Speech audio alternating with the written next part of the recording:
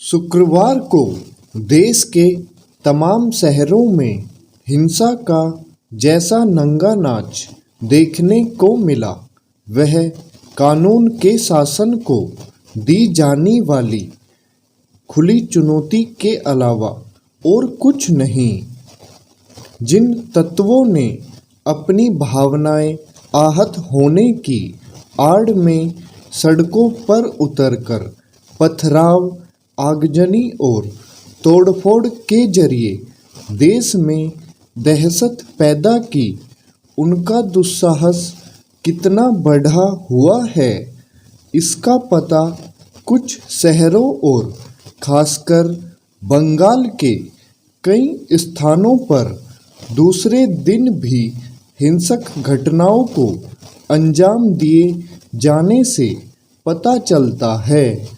निसंदेह कानून एवं व्यवस्था राज्यों का विषय है, लेकिन बीते 2 दिन की घटनाओं ने आंतरिक सुरक्षा के समक्ष गंभीर किस्म के नए खतरे पैदा करने के साथ जिस तरह देश की छवि को भी प्रभावित किया है, उसे देखते हुए केंद्र सरकार को भी सजगता और सख्ती का परिचय देना होगा।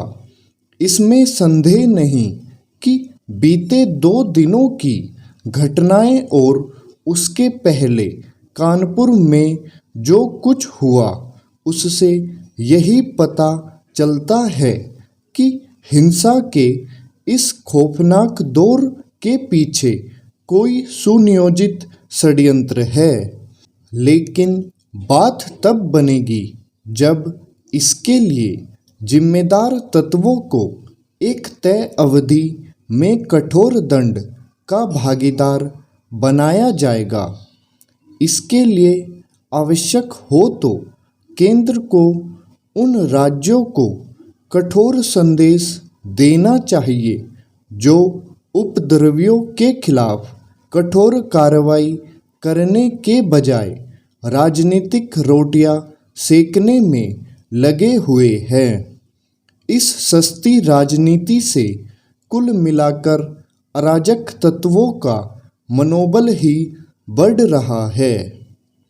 आखिर अन्य राज्य सरकारें अराजक तत्वों के खिलाफ वैसी ही सख्ती का परिचय क्यों नहीं दे पा रही है जैसी उत्तर प्रदेश सरकार दे रही है। अपनी हरकतों से सामाजिक सद्भाव को छिन्न भिन्न करने वाले हिंसक तत्वों के प्रति नरमी बरतना एक प्रकार से कानून एवं व्यवस्था को जानबूझकर खतरे में डालने वाला कृत्य है।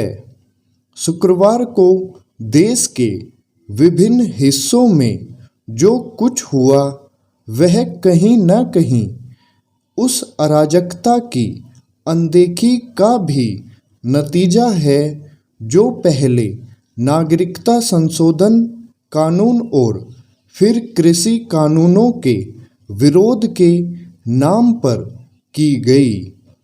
यह खेद की बात है कि उस अराजकता के सामने शासन प्रशासन के साथ साथ न्यायपालिका ने भी ढुलमुल रवैया अपनाया।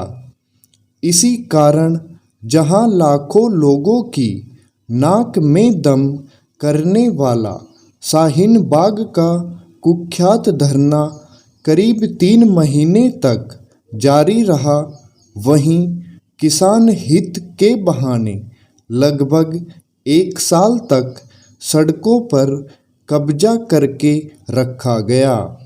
यदि यह सब नहीं होने दिया गया होता तो शायद गत दिनों जो कुछ देखने को मिला वह नहीं मिलता।